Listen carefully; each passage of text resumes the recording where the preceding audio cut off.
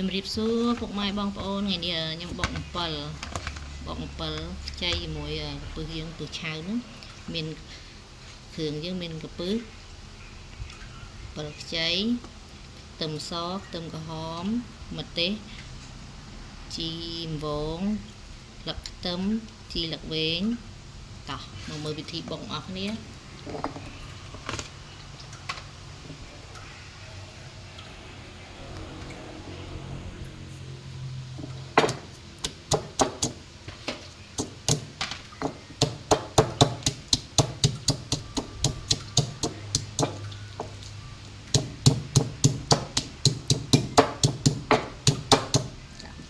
châu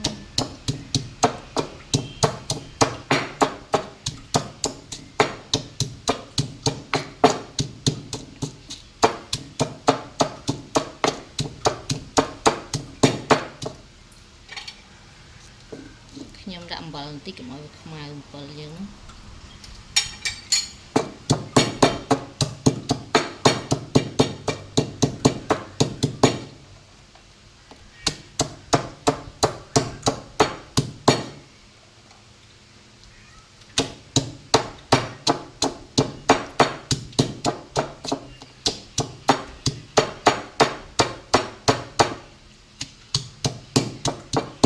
và lấy nhung phở tàn tí cái bộ ấy vi chu chẳng nhung chơi pu tập cảnh chẳng nhung phở tàn mình tí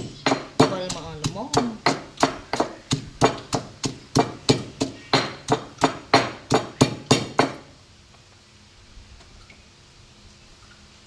tấm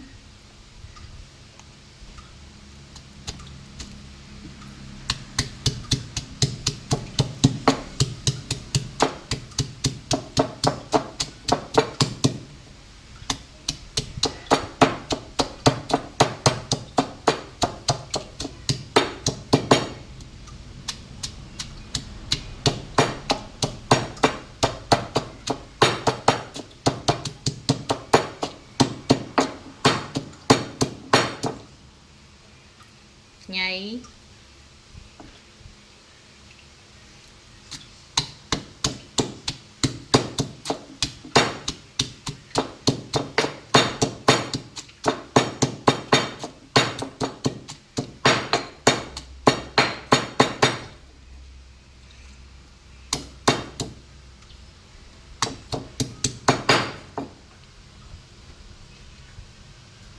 mật tế bong ôn ở sâu cho thấm đặt vào ban và stir time tới bong ôn nhung phụ nhung cho hòn tí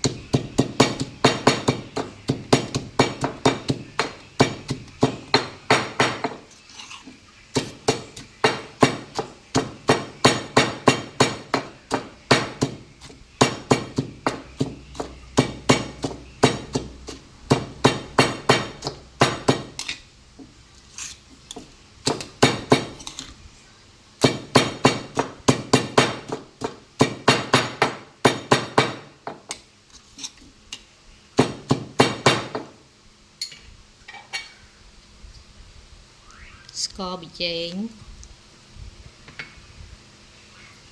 rồi học sai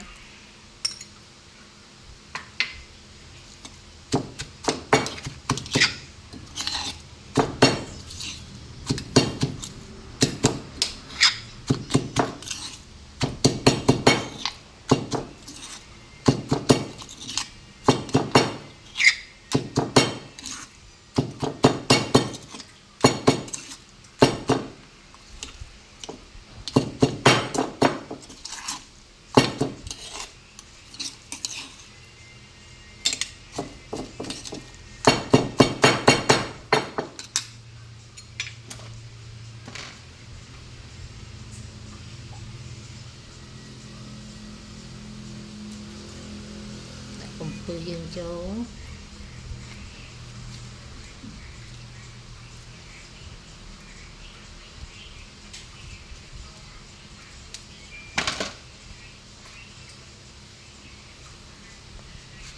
chú vào biết tích tích cái bằng ỏi bay xa chứ bằng ổn hiện xò xò mù mù chẳng phân ổn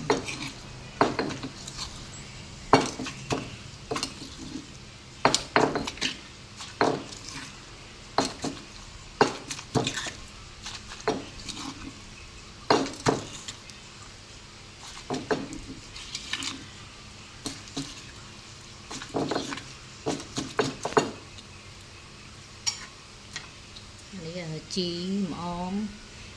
như bàn han hai mình nhá đấy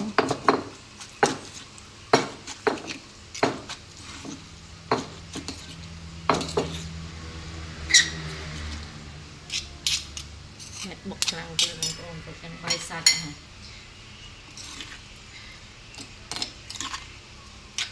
chẳng nó cái nhé bọc dưới hai rồi rồi là cái nhé từ nồi ở vòng vòng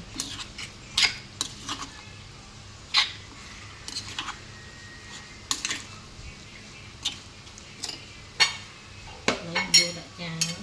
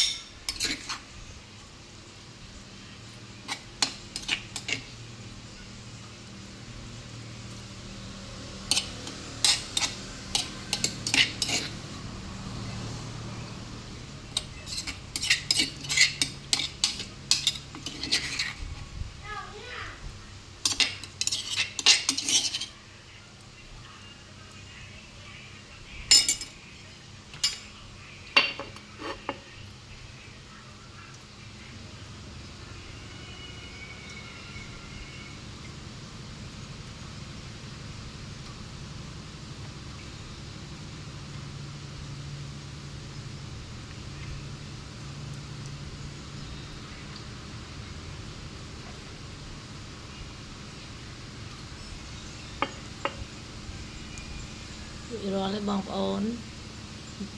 7 bọc dương